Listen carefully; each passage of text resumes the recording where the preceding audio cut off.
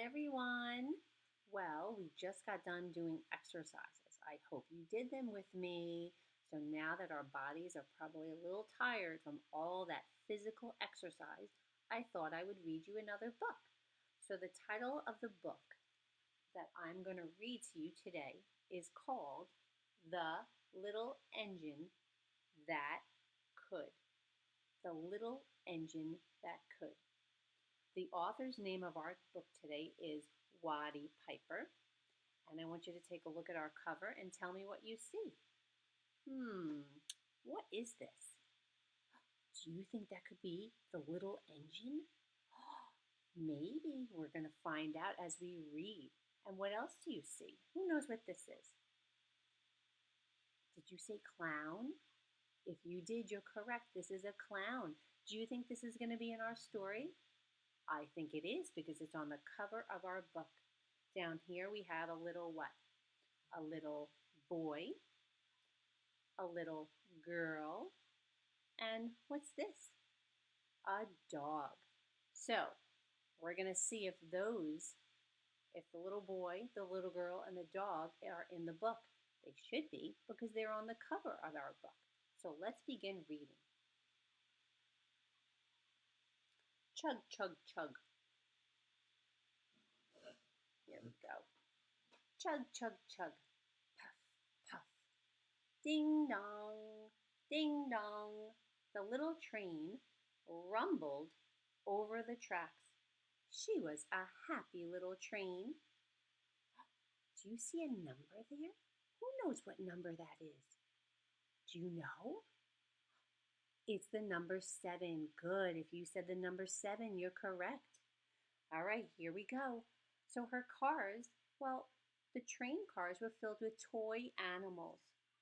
They had giraffes with long necks. Do you remember that we learned that about giraffes?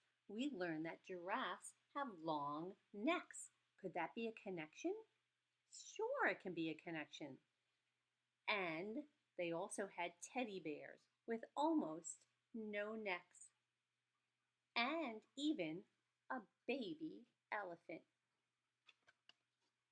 There were dolls and the funniest little toy clown you ever did see. There's the clown. We saw it on the cover of our book, and now it's on the inside of our book in the story. But that was not all. Some cars were filled with really good things to eat for boys and girls, and even lollipops and after meal treats. The little train was carrying all these wonderful things to the little boys and girls on the other side of the mountain.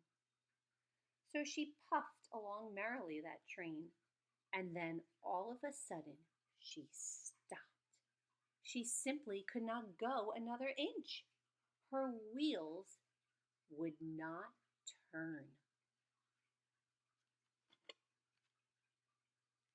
"Here comes a shiny new engine," said the clown, who jumped out of the train. "Please, shiny new engine, won't you pull our train over the mountain? Our engine has broken down and the boys and the girls on the other side won't have any toys to play with or good food to eat unless you help us."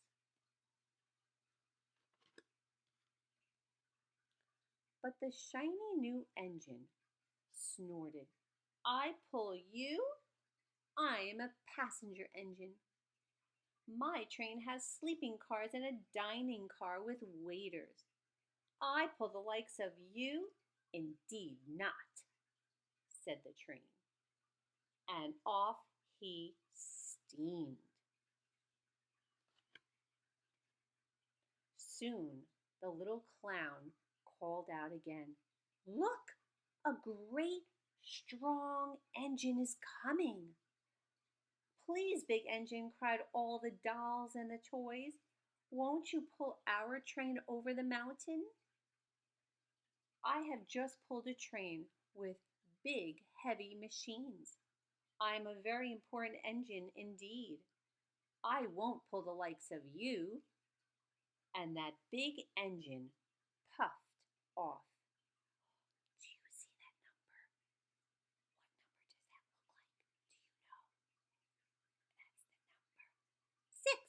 That's the number 6. If you said 6, you're correct. Good job. So the little train and all the dolls and toys were very sad. The big engine is not the only one in the world, cried the little toy train. Here comes another. He looks very old and tired, but our train is so little. Perhaps he can help us. But the old rusty engine sighed. I am so tired. I must rest my weary wheels. I cannot pull even so little a train is yours over the mountain.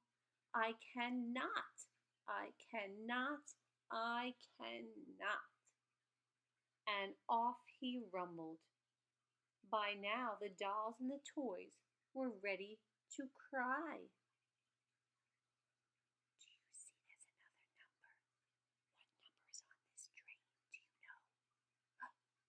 That's the number one. 10. That's the number 10. Good job. You're correct if you said the number 10. Kiss your brain. But the little clown said, here comes a little blue engine. And a very little one. Maybe she will help us. The very little engine came chugging merrily along. What is the matter, my friends? She asked kindly. Will you pull us over the mountain? Cried the dolls and the toys. Our engine has broken down and the good boys and girls on the other side won't have any toys to play with or good food to eat unless you help us. I'm not very big, and I have never been over the mountain, but I think I can. I think I can. And that little blue engine hitched herself to the train. She tugged and pulled and tugged, and slowly they started off. Puff, puff, chug, chug went the little blue engine. I think I can. I think I can. I think I can. Come on, friends, say it with me. I think I can. Up, up, up. Faster and faster the little engine climbed, and at last they reached the top of the mountain.